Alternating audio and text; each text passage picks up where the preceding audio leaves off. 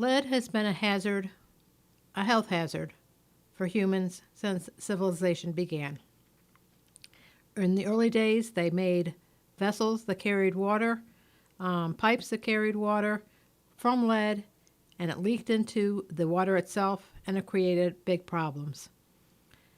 Starting in the early 20th century, we knew that the lead that was in paint, when paint chips were consumed by children, they would in fact poison the children.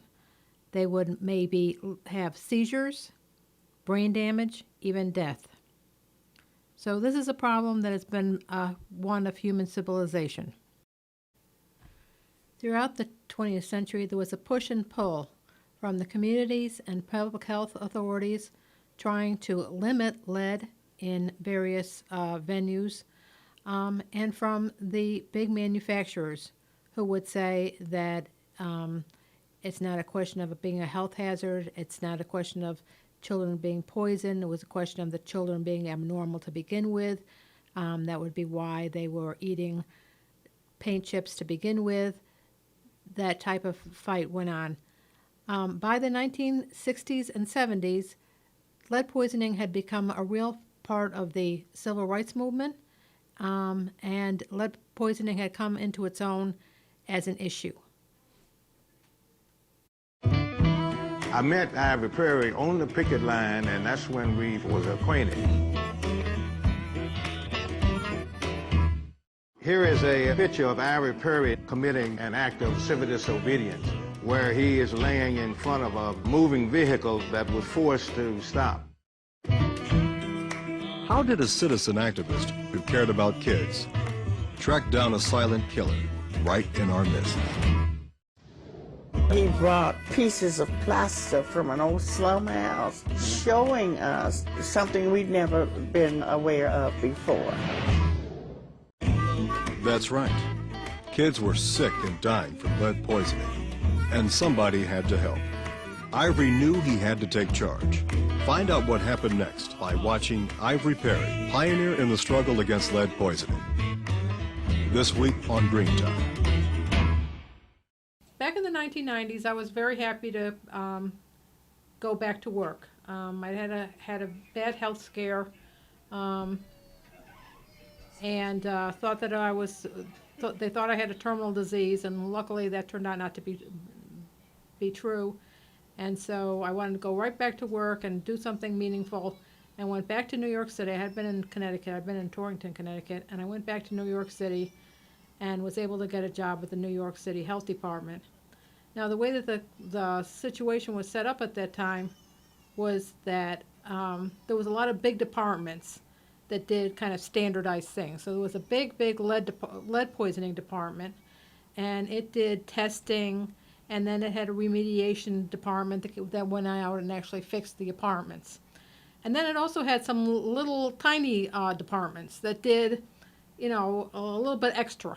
And it was kind of on us, the people in these departments, to really, do community work in the way that the community does it, which is that you make something out of nothing and you make a way when there's no way. So we had 3 people that were brought into the injury prevention department. One person worked in Bedford, Stuyvesant, that was me. One person worked in Williamsburg, and one person worked in Washington Heights. And we try to do community work in the areas where the lead poisoning was very high, to really make the community as aware as possible, and for them to be part of the fight. So I personally spent most of my time here at the Bedford Stuyvesant Federal Health Clinic, and most of the time I was there in their WIC department, and I would talk to people about the lead, and then we would go and look, and we would be able to, intercede with the landlords. I'd be able to go to landlord court. If it was something that the lead prevention program could do, of course they would take over. If not, if it was something like we got there and the problem was there was all kinds of mold on the walls or something like that, and you have a child with asthma, then we would do our own, advocacy in the courts and stuff. So the thing about lead poisoning was that we knew about lead poisoning since the 1900s. By the 1930s, the paint companies were pushing back and saying that no, those children were subnormal to begin with. That's why they were eating the paint chips. And it took a number of years before the science and the public health community got back on top of it and started demanding that things change. So by the 1970s, and Nixon had brought in the Clean Air Act, and that was to get one of their reasons was to get the lead out of the air. By the 1990s, the lead was supposed to be out of the gasoline, and lead was supposed to be coming out of the paint. Now, one of the reasons that we know that at that time that we talked about lead being a problem in Bedford-Stuyvesant is that Bedford-Stuyvesant was an old, beautiful old brownstone, at one time wealthy. So at the turn of the century, when the last century, when these brownstones were made, lead paint was the good paint. That was what you put in if you wanted it to look good, to last long, and all that kind of stuff. So you got a problem when the neighborhood started to change. They started to lose the wealth. They started to be taken over by landlords, and so it started chipping and all that kind of stuff. So the lead is there, and it's a problem for the people that are trying to live there. I mean, the kind of wealth that you had in that neighborhood initially was Mr. Woolworth, the big retail person. That was his neighborhood. So these are a lot of them were quite fancy and really up to date. Everything was up to date. On the other hand, places that had always been poor did not really have a problem with lead poisoning. Some place like the Lower East Side that had always been very poor apartments for the very poor, they never had lead in it. The projects for a long time never had lead in it. Now, this is what we were telling people in the 90s. Since that time, things have changed. What's happened is that because of the lead paint not being allowed anywhere, there was a lot of lead paint left over in things like the marine yards of the Navy. And they said, well, we don't want to throw this out. And they, so a lot of the projects actually got painted with this lead paint, like well after we knew what the problem was, and well after we assumed that there was not going to be any problem in those areas. So that's one of the things that's so frustrating, and why I wanted to make some kind of documentation of this, because when we see what's going on with Flint, where it's been another 3 or 4 years at this point that they're gone with high levels of lead in their water, there's absolutely no reason for that. There's no question that we know the science. We know how to protect people, and there's just no reason for this to continue.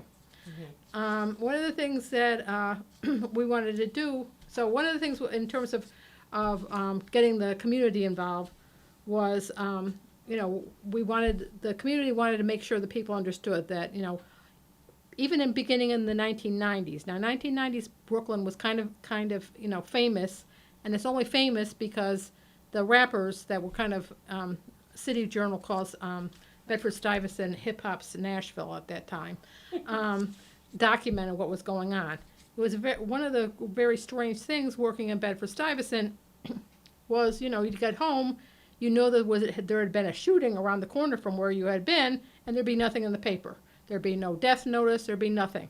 And even years later, when you would try to look back and say, well, let me at least document, there must be some kind of summation kind of thing, it's very hard. Most of the real life of what was going on was not documented, except by the rappers in their raps and their videos and that type of thing. Mm. So, however, so in 1990s Brooklyn, you have about 150,000 people living in Bedford-Stuyvesant, and you have about a murder rate of about 120 a year. At this point, it's down to about 12, but that's still really high. So that gives you a sense of how high that was at that time. Mm. But at the same time, that was the beginning of the gentrification. It was about almost a quarter of a century after Robert Kennedy had been there. It was already a quarter century since Shirley Chisholm had been the first African American woman congressman, and she had really tried to bring a lot of wealth and jobs and what have you back to Bedford-Stuyvesant. So this is a quarter century later, and the point that the people in the community wanted to make is that the people of Bedford Stuyvesant were still living within a lot of the same conditions. The abandoned buildings were still there, the vacant lots were still there, the hazards for health and just, safety in general were still there. And there's no getting around it. As far as the slud goes, of course, that's going to be a problem. When you have chipping paint, whether it's the outside or the inside, it ends up in the soil. Kids could still play with it. God forbid, people should try to do community gardens before they had really, done a look at the soil. Because, if the soil is contaminated and you're growing things like tomatoes, you can become lead poisoned from that. In the summertime, I would get the opportunity to go out and recruit some of the summer youth employment project youth. And we would go around the neighborhoods and we would basically, make people aware that our services were available and we were available to do advocacy for them and to do some health education for them if they needed it. And we also gave out smoke alarms. And at the end of the season, we went down and got trained from the local, our public access station. And, the kids were able to make public service announcements for the public access station about what they learned. So that's what we have here.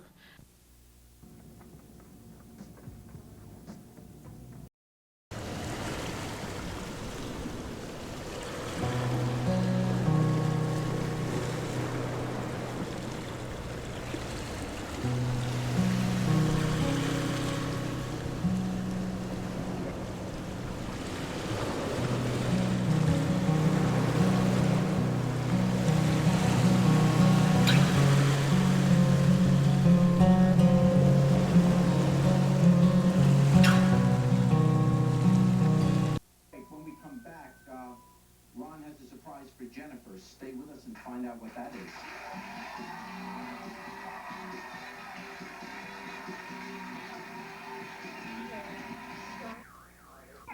District began sinking in the boot. Help block acid. He does not consider girls. What you have to say is no sense, all right? The whole thing was about this. That's why he's feeling so low. You're never there now. I'm almost always there now. Okay. I don't go out anymore. I ask you how you're doing.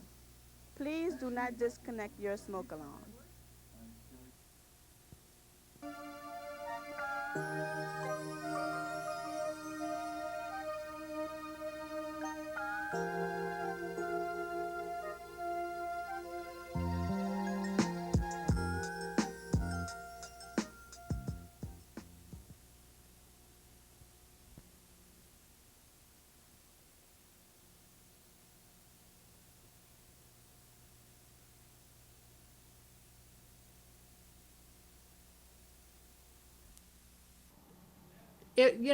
When we first started, we got a lot of negative feedback from people saying they're just kids, you're not going to get any work out of them. It's not really worth it. You spend your time, chasing after them. And so when we went to recruit at these meetings, I made it very clear to people that, this is not a fun job. You're going to be going up and down stairs, working hard, really had really great kids.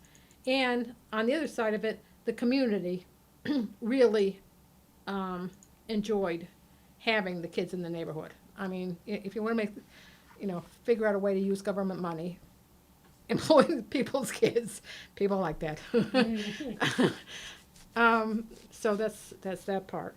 The other thing that I did is that I went around to all the federal quality health center that I was at, and some of the other health centers in the area, the Head Starts and whatever, and asked people if they knew anybody that was looking to do volunteer work. Because, especially if you're out of work for a while, that's what they they tell you, find some volunteer work to put on your resume. And then, of course, people that for whatever reason are disabled or something also are just looking for ways to, be part of the community and be helpful. Mm-hmm. And I was able to find a small group of people. William Boyd and Debbie Grant were the main movers behind this. And they were the ones that decided that we should, do a public service announcement. And it was hard for us to figure out exactly what to do. I mean, we tried interviewing the doctor and felt like, there was enough of that kind of thing on TV, even though she was very photogenic. And ended up finding this woman, whose name I no longer remember, but who was very kind enough to talk to us about, what was going on with her child, and what a surprise it was to her of how the child was never really sick. He was just kept getting slower and, more kind of out of it. And so we were able to make this video with that. I'm sad. Maybe like 5 days in the week, I see my son 3 days sick. Sometimes he got fever, sometimes he got headache, sometimes past maybe 1 day and he don't want to eat. And in the eyes you see all this black. When he's sick, you see that in his face that he's sick. He told me, Mommy, I got headache. Maybe in the future he can gonna learn like other kids, because he got the lead poison very high. And I see my son the whole way eat the pain, because I know the pain is like a candy. Check the blood, because it's not good that the kids get the lead poison, because you don't know when the kid is sick and you think that it's a cold something. It's not all time the cold.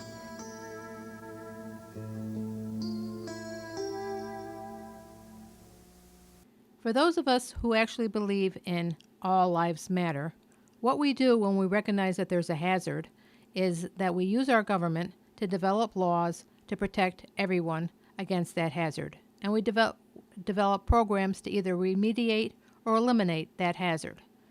In the case of lead poisoning, we have housing quality standards that we expect everyone to meet, including any low-income landlord that maybe want to be part of the Section 8 housing program. What we expect the housing quality to be is for lead-based paint, we expect any unit constructed before 1978 to be free from lead-based paint hazards, by which we mean there should be no chipping, cracking, or peeling paint. We expect the water supply to be free from contamination and the plumbing pipes to be free from leaks. We expect the interior air quality to be free from dangerous pollutants, and we expect the structure of the building to show no signs of bulging, buckling, or contain large holes. By large holes, we mean large holes. When I was being certified for Section 8 housing inspection, you could actually have a hole the size of an 8.5 by 11. So these are not very stringent, hard to maintain standards. And yet, we still have the problem with people living in housing that is not up to quality, and we have not entirely eliminated lead-based paint hazards. We have made big improvement on it, and there's no reason why this can't be totally eliminated. There's also no reason why, in this day and age, as I've said before, that we should be adding lead hazards.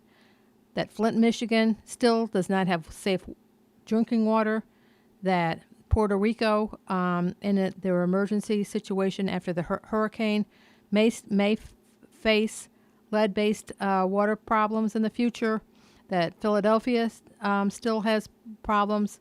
There's really no excuse if we actually believe that all lives matter, that everyone deserves to have at least a minimum safe home.